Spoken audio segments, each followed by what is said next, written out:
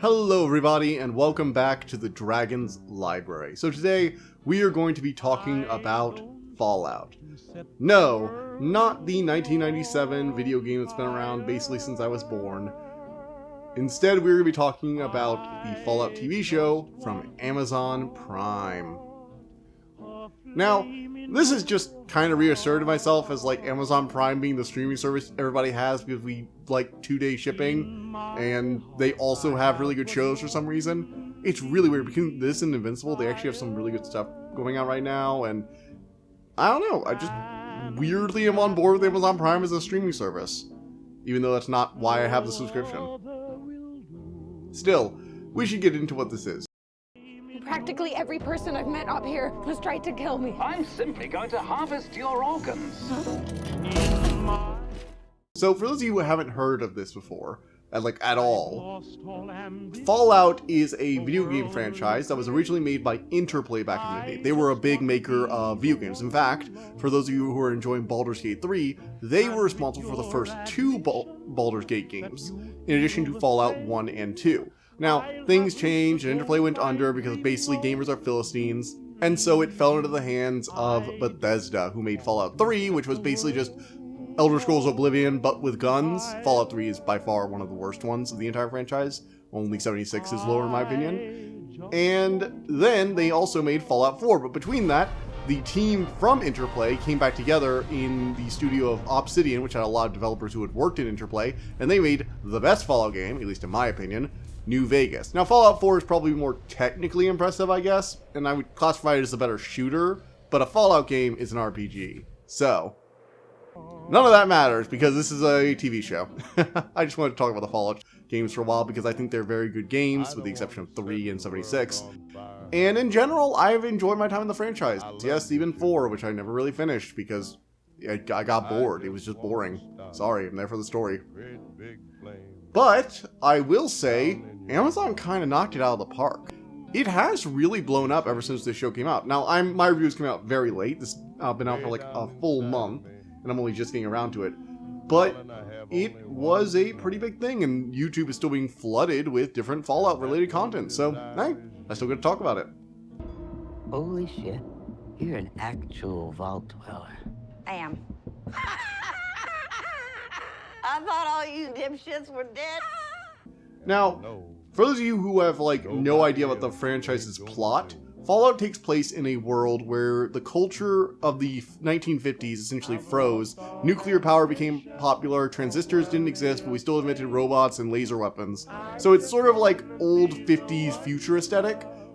And that world went on till 2077, when China and the US, nobody knows who did it first, but it probably was both of them, decided to shoot nuclear missiles over the planet, irradiating it and bringing on a post-apocalyptic world.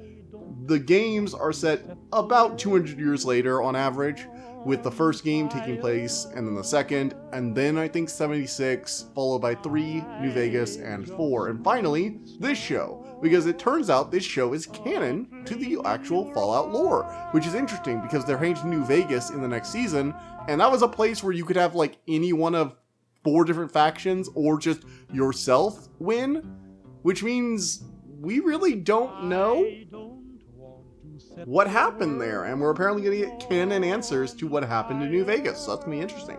Now, for those of you who have no idea what I'm just talking about right now, I do have to explain some more about the world because it's kind of important. Basically, before the world got nuked, and most of you on the surface grew up in an irradiated hellscape, there were a bunch of shady companies, and one of them called Vault-Tec got the others together and was like, hey, we're about to build a bunch of nuclear fallout vaults. It can house about 1,000 people, and we'll be able to hold people for hundreds of years, blah, blah, blah. And they did kind of work. The ones that were intended to work properly. See, Vault-Tec's whole thing is that they built some control vaults, which were vaults that were, what they were advertised, and they went to other vaults that were just kind of wacky science shenanigans. Sometimes just for shits and giggles, it looked like. This is the company that locked 10 people in a room with a panther and said, that's a vault. Yeah, they were a little crazy. It was a whole thing. I'm not going to get into the whole lore about the Enclave and Shadow Government, blah, blah, blah, blah, blah. But basically, all you need to know is that vault dwellers occasionally pop out of their vaults, trying to repopulate the wasteland. One of them turns into a protagonist, stuff like that. So, we are following Vault 33, and 32, and 31. The interesting thing about these vaults is apparently that they were basically in a closed loop system. There were tunnels connecting these vaults. Usually vaults were very far apart from each other and isolated.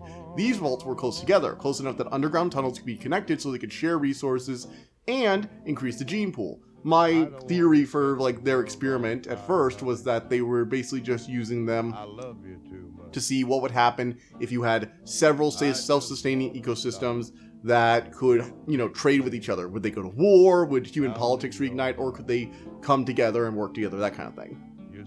So, we follow Lucy. She is played by Ella Purnell, and she is a young vault dweller who basically has been trying to find someone to marry, but it's hard when half the people there are your cousins. So, as is traditional, she submits her name as part of a marriage proposal with Vault 32.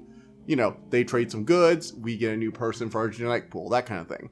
However, when Vault 32 arrives and the wedding ceremony starts, some things start to seem off to her younger brother, Norm. And as she is preparing for her honeymoon night, the guy suddenly tries to shiv her. She realizes he's covered in radiation, higher than should be normal for dwelling in the vaults, and realizes they're raiders from the surface who attack and try and kill a lot of the vault dwellers in Vault 30.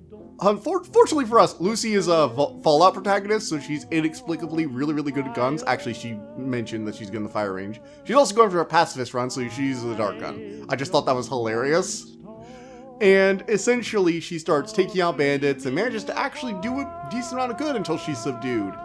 So, the leader of the raiders, a person called Lee Moldaver, reveals a bunch of hostages, puts Lucy away, and brings her father, the head of the vault. He's the overseer. And so Moldaver takes him and leaves the others, blowing up the tunnel back to 32 while they escape through it. The rest of the vault wants to just seal up the tunnel and say, well, 32's compromised and they're probably all dead, so we're gonna have to just do our thing. But as I said earlier, Lucy's a Fallout protagonist, so she's gonna leave the vault and explore the wasteland and learn about the horrors of war and humanity's struggle to survive and the usual stuff.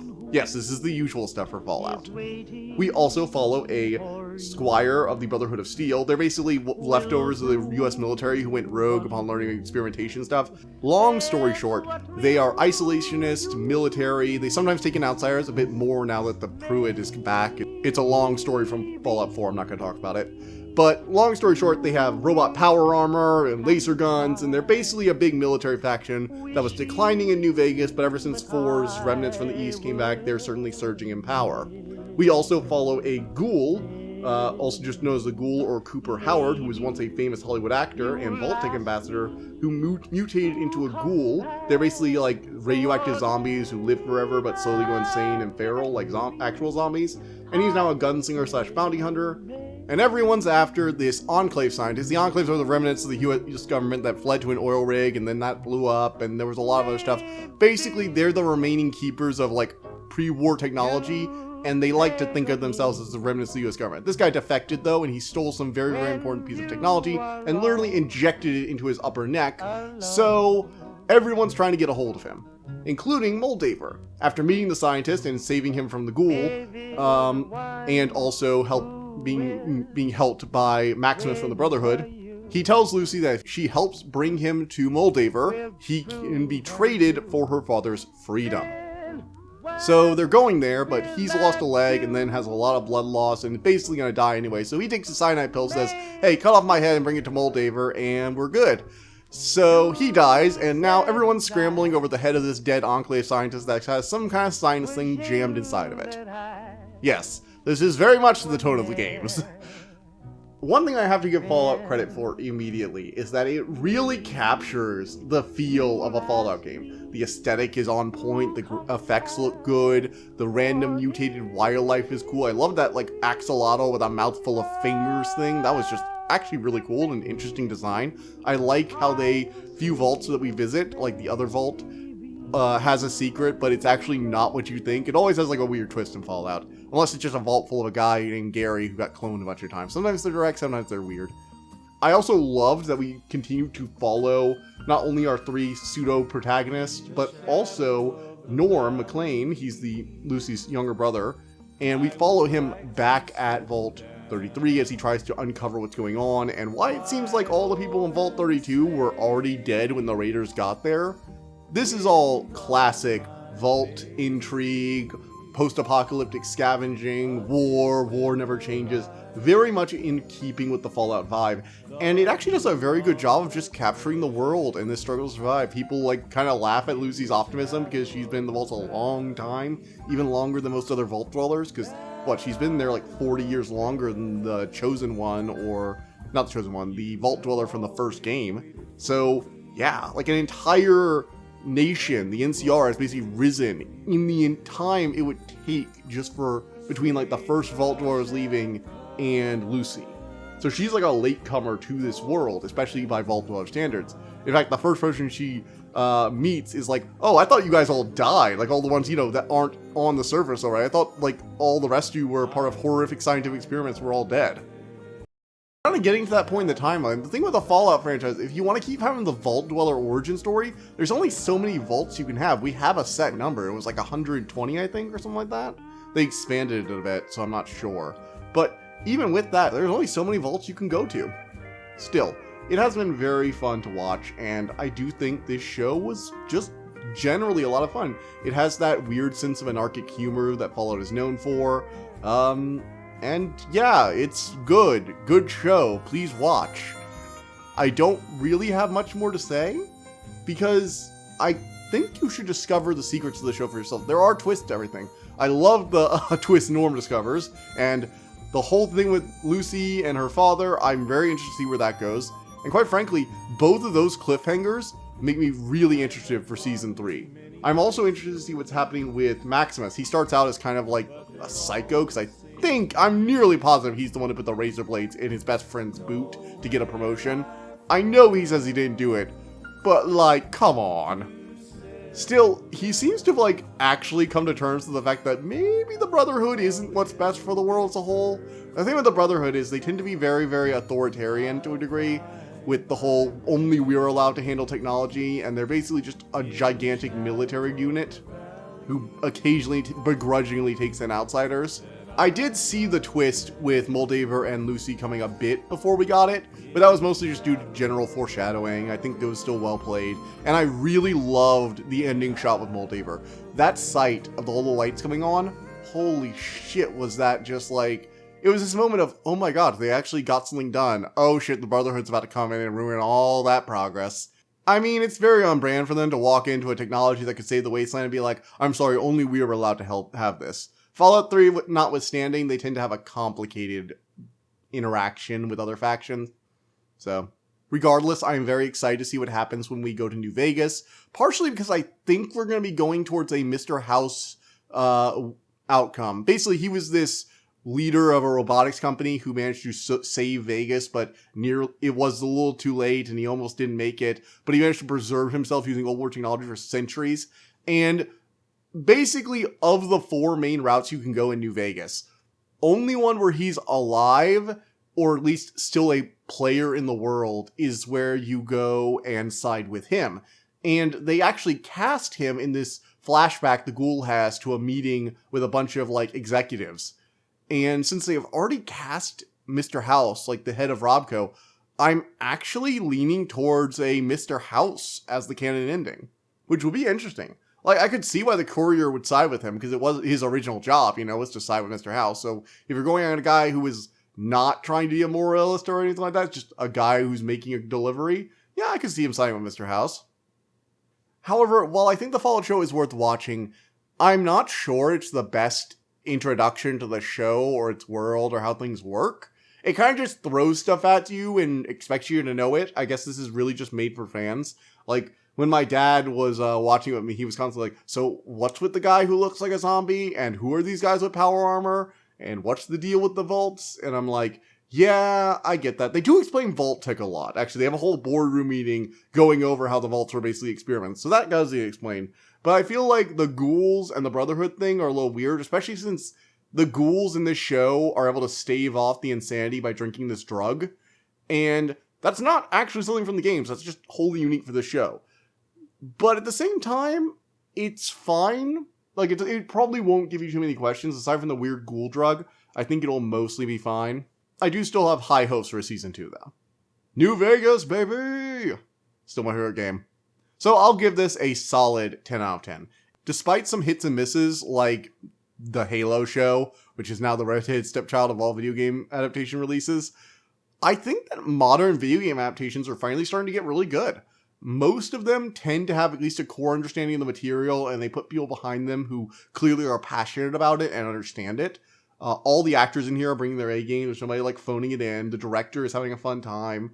The effects artists are making some weird stuff, and that's always nice. So, yeah. Moving on to the announcements, I would like to say I'm sorry this review took so long. I've just been, well, busy, and then I also didn't like how this was sounding when I first recorded it. So I'm kind of made a few modifications and re-recorded something new, and that took some time, and then I'm having to re-edit it. So this is going to come out pretty late. It's probably not going to come out till like the second week of May, which is a little annoying. I was trying to get back on a 1 week schedule, but oh well. And I am still going to be streaming Noida for the time being. However, I am likely going to be streaming Hades 2 when that comes out. And I may do some streaming of Lysfanga. We'll have to see about that. Can't promise anything, but I'm thinking about going and streaming some of the challenge runs of Lysfanga while I work on that review. Because I do really want to talk about that game, but I don't want to just rush that review. Finally, we have the out card. Click on it, go to my channel and subscribe. There's a video to recommend, and I will see you all next time. Bye!